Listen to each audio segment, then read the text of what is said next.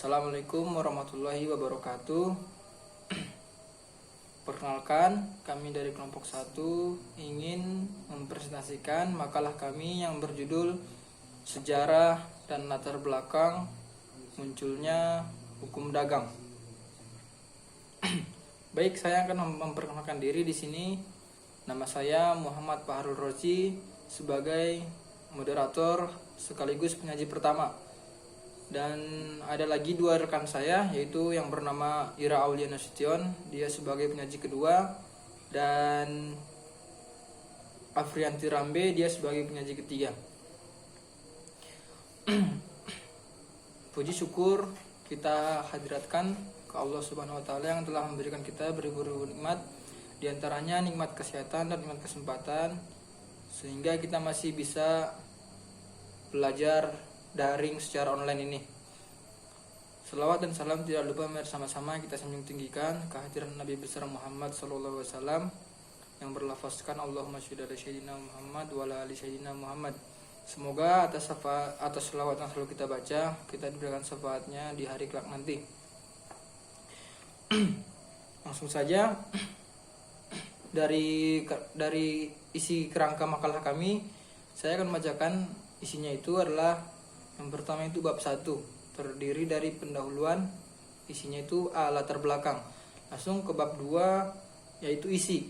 Dalam isi ini ada B, pembahasan, C, hukum dagang era globalisasi, D, KUH Perdata dan KUH Dagang, E, pengertian pengusaha, F, pembantu perusahaan, G, hubungan pengusaha dan pembantu perusahaan.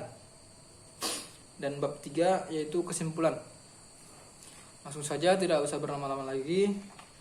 Agar mempersingkat waktu, saya akan langsung membacakan makalah kami. Mulai dari pendahuluan. A, latar belakang. Zaman dahulu, tatkala manusia hidup dalam alam primitif, bentuk perdagangan yang ada adalah dagang tukar atau barter. Jika seseorang ingin memiliki sesuatu yang tidak dapat dibuatnya sendiri, maka ia harus berusaha memperolehnya dengan cara bertukar, yakni dengan sesuatu yang tidak perlu baginya. Demikianlah hanya barang dengan barang sajalah yang dipertukarkan. Misalnya tembakau dengan padi. Pertukaran semacam ini hanyalah suatu pertukaran yang terbatas sekali. Perhubungan pertukaran yang tetap, suatu pasar belum ada. Di mana dalam dagang tukar ini atau dagang tukar ini terdapat berbagai kesulitan. Seperti orang yang satu harus memiliki barang yang diminta oleh orang lainnya, dan nilai pertukarannya kira-kira harus sama. Barang yang dipertukarkan harus dapat dibagi-bagi. Lagi pula semakin banyak kebutuhan manusia, akan semakin banyak pula kesulitan yang terjadi dalam pertukaran itu. Oleh karena itu, dengan segera orang memakai beberapa benda untuk membandingkan nilai segala barang lain dengan nilai beberapa benda tertentu. Di samping itu, benda tersebut juga harus disukai oleh umum. Benda-benda yang khusus dipergunakan untuk dipertukarkan dengan barang-barang yang diperlukan disebut alat tukar, seperti garam, kulit kerang, potongan logam, dan lain-lain. Kita langsung masuk ke bab 2, yaitu isi.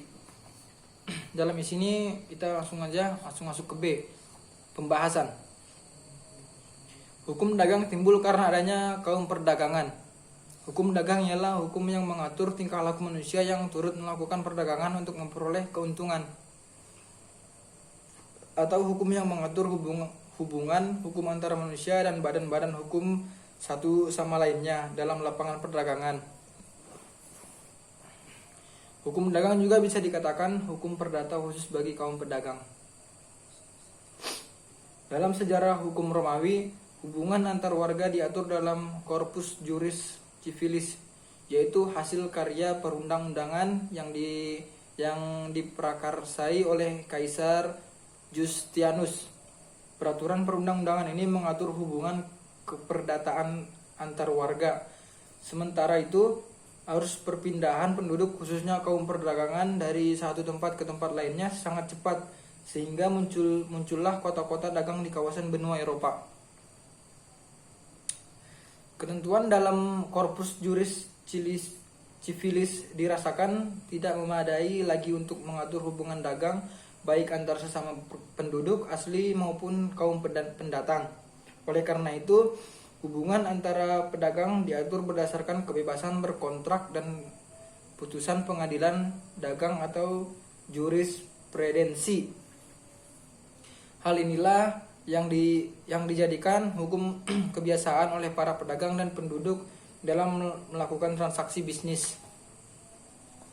Pada permulaan abad ke-19, Prancis mulai melakukan kodifikasi baik di bidang hukum perdata atau kode civil maupun hukum dagang atau kode de commerce atau komersi, ya. Bahasa Inggrisnya komersi. Jika ditilik secara seksama, kedua kodifikasi tersebut tampaknya mengkodifikasikan yang dilakukan oleh Prancis. Tidak jauh berbeda dengan kebiasaan yang berlaku di kalangan pedagang. Kebiasaan yang sudah ada mereka patuhi sebagai undang-undang. Untuk itulah ketika Louis ke-14 berkuasa di Perancis, ia meminta kepada stafnya untuk mensistemasikan ketentuan yang menyangkut masalah hukum dagang tersebut. Hasilnya dapat dilihat yaitu 1. Ketentuan tentang perdagangan pada umumnya Ordonnance de Commerce pada tahun 1673. Kedua, ketentuan tentang perdagangan melalui laut atau Ordonnance de la Marina pada tahun 1681. Dan 3, Kitab Undang-Undang Hukum Dagang atau Code de Commerce yang dibuat pasca Revolusi Prancis pada tahun 1789. Kodifikasi hukum perdata atau kode civil dan hukum dagang kode de commerce Prancis tidak jauh berbeda dengan kodifikasi di Belanda, yaitu hukum perdata atau Burgerlijke Wetboek. Di hukum dagang Wetboek van Koophandel.